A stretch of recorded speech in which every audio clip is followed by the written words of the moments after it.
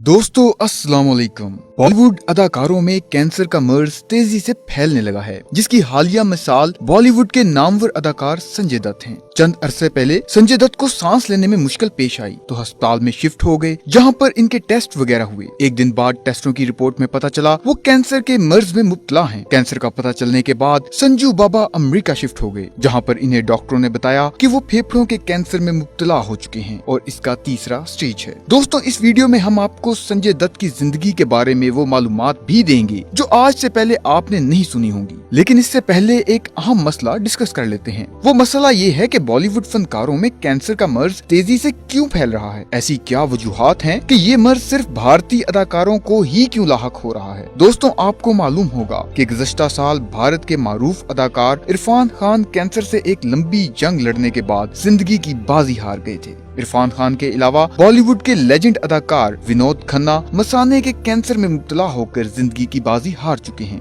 Hindi cinema के पहले superstar Rajesh Khanna को 2011 में कैंसर की तशखीस हुई थी। एक साल तक कैंसर के खिलाफ जंग लड़ने के बाद राजेश खन्ना जिंदगी की बाजी हार गए थे। नामवर अदाकारा मनीषा कोइराला को 42 साल की उम्र में कैंसर की तशखीस हुई थी, लेकिन मनीषा ने कैंसर से हार नहीं मानी और इलाज की गर्ज से न्यूयॉर्क मुंतकिल हो गयी। मनीषा ने कैंसर के खात्मे तक वहीं पर क्याम किया। भारतीय अदाकारा सोनाली बेंद्रे भी हाई ग्रेड कैंसर का शिकार हैं। उनके जिस्म में कैंसर तेजी से फैल रहा है और वो अमेरिका में ज़ेरे इलाज हैं। संजय दत्त की वालदा नरगिस भी इस मूजी मर्ज का शिकार होकर अपनी जान गंवा चुकी हैं। दोस्तों, ये तो चंद बड़े बड़े नाम हैं जो इस मूजी मर्ज का शिकार हो चुके हैं। इनके अलावा भी कई फनकार कैंसर जैसे मूजी मर्ज से मुब्तला होकर जिंदगी की बाजी हार चुके हैं। नाजरीन, भारतीय फनकारों में बढ़ते हुए कैंसर के मर्ज पर अमेरिका में एक तहकीक की गई है। ये तहकीक क्या है, इस बारे में आप वीडियो के आखिर में बताया जाएगा। लेकिन जैसा कि वीडियो के शुरू में आपसे वादा किया था कि आज की वीडियो में संजय दत्त की जिंदगी बारे में हम आपको वो बातें बताएंगे जो आज से पहले आपने कभी नहीं सुनी होंगी। संजय दत्त भारत समेत दुनिया भर में बेहद मकबूल शख्सियत हैं। संजय दत्त का शुमार वर्सटाइल एक्टर में होता है। वो एक्शन, कॉमेडी और रोमांस में हर तरह की फिल्मों में अपना लोहा मनवा चुके हैं। उनके चलने का इतना खूबसूरत अंदाज है कि कई लोग इसे कॉपी करते हैं। संजय दत्त, जिनका पूरा नाम संजय बिलराज दत्त है,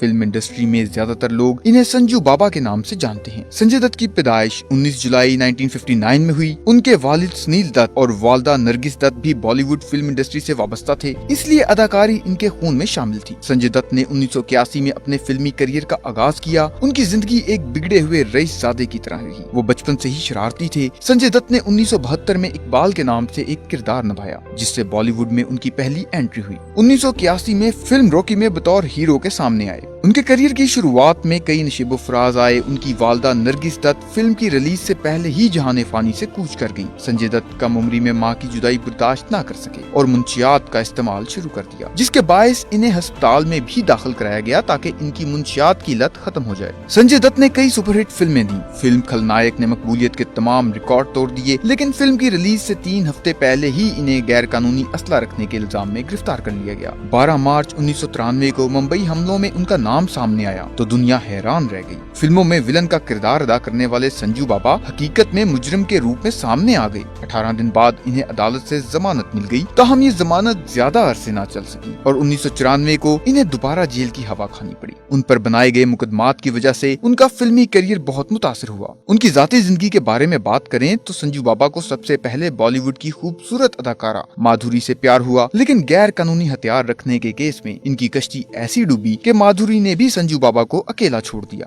माँ की जुदाई ने इन्हें नशे का आदी बना दिया। माधुरी की बेवफाई ने संजू बाबा को प्ले बॉय बना दिया। संजय दत्त ने 3 शादियां की। इनकी पहली शादी ऋचा शर्मा से हुई। ऋचा शर्मा ब्रेन ट्यूमर के बायस 1996 में इंतकाल कर गई। ऋचा शर्मा से संजू बाबा की एक बेटी पैदा हुई जिसका नाम दिशाला है। उनकी दूसरी शादी 1988 में मॉडल रेहा प्ले से हुई। ये शादी 7 साल तक चल सकी। 2008 में संजय दत्त ने मानीता से शादी रचा ली, जिनसे इनके 2 बच्चे हैं। संजय दत्त ने 2009 में सियासत में भी एंट्री कराई थी। इन्हें समाजवादी पार्टी की तरफ से टिकट दिया गया था, ताहम बेशुमार मुकदमात में नामजद होने के बायस इन्हें इलेक्शन लड़ने की इजाजत ना मिल सकी। खलनायक के बाद संजय दत्त ने अंडरवर्ल्ड के गिर्द घूमती कई फिल्मों में काम किया, जिनमें कई कामयाब हुई और कुछ नाकाम रहीं। एक वक्त आया इन पर अंडरवर्ल्ड की छाप लग गई, ताहम राजकुमार हिरानी की फिल्म मुन्ना भाई MBBS ने पांसा पलट दिया और संजू बाबा को वर्सटाइल हीरो बना दिया। संजय दत्त का अच्छा वक्त अभी शुरू ही हुआ था कि 2013 में इन्हें 5 साल की सजा सुना दी गई। जेल में इन्हें आम कैदियों की तरह रखा गया। इनसे मुशक्कत भी ली गई। जेल में अच्छे बर्ताव की वजह से इन्हें 4.5 महीने पहले ही रिहाई मिल गई।